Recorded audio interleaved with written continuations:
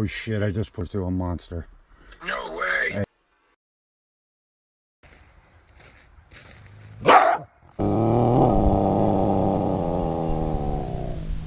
Alright, so what we're going to be working with today is a 1.5 Duke trap. The coil springs on this trap are fine. It's only 1 or 2 years old at the very least.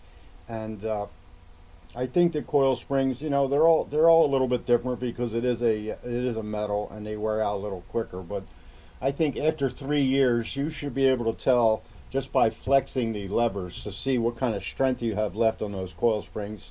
And if they have gotten a little weaker over time, or maybe some they got rusted too much, or sometimes, you know, the coyotes are pretty tough on them, and sometimes the raccoons are too. If they happen to break or crack or something like that, one even popped off, you can get replacement springs for all of these traps. F&T is I exclusively deal with. They have all spare parts for pretty much all the traps on today's market. So the tools you're going to need is just a regular screwdriver and some kind of, I use this because it has a hole right down the center if I need to, but generally all you really need is a flathead screwdriver. And I like to take the pan off because it makes things just a little bit easier to see what you're doing to get these off. So you're just going to take out the pan screw if I can get it. You know, maybe you need a pair of pliers too to get that screw out. The wax holds it right in there. Okay, so pan comes out, no big deal. And all you need to do is, you'll see that the coil spring is here, and then it has an arm that goes right up the back of the lever. So you just need to get the screwdriver behind that and just a little bit of torque, and just leave it out and then pop it out. And that's one.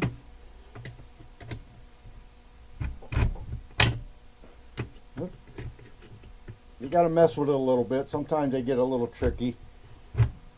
Just slide the screwdriver down and then pop it out, and it comes apart.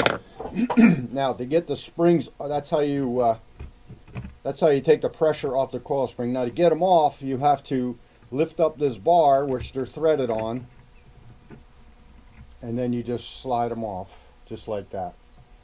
Pretty easy stuff. Now to put them back on, you got to make sure that the arms and the levers are facing the right way, and then it's a little bit tricky because this bar fits through the levers and the frame at the same time. So you got to have 3 hands, kind of. You just lift the jaws up, and then you just got to kind of wiggle it so it just slides in there on one side and then slides in on the other side. Lift your levers and then slide your bar. There's a little groove in the frame where the bar just sits right in and seats real nice.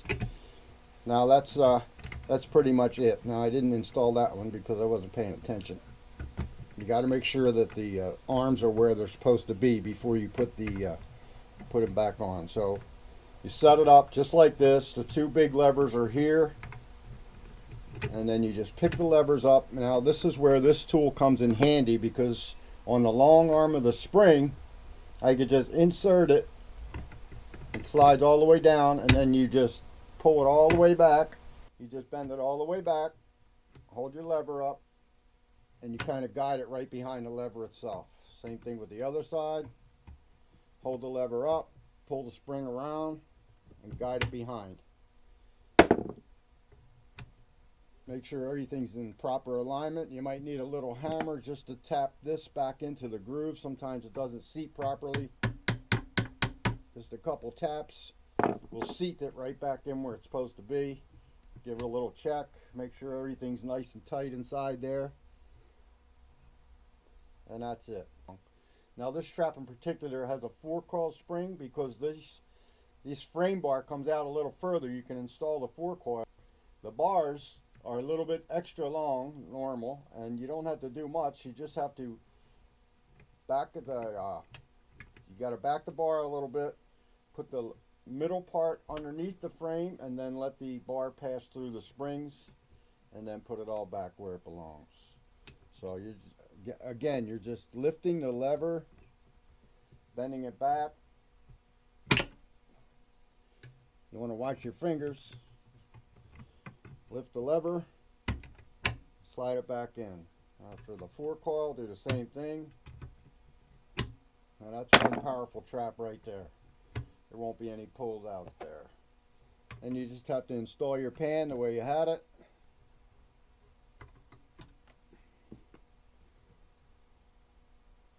I don't think I need that washer.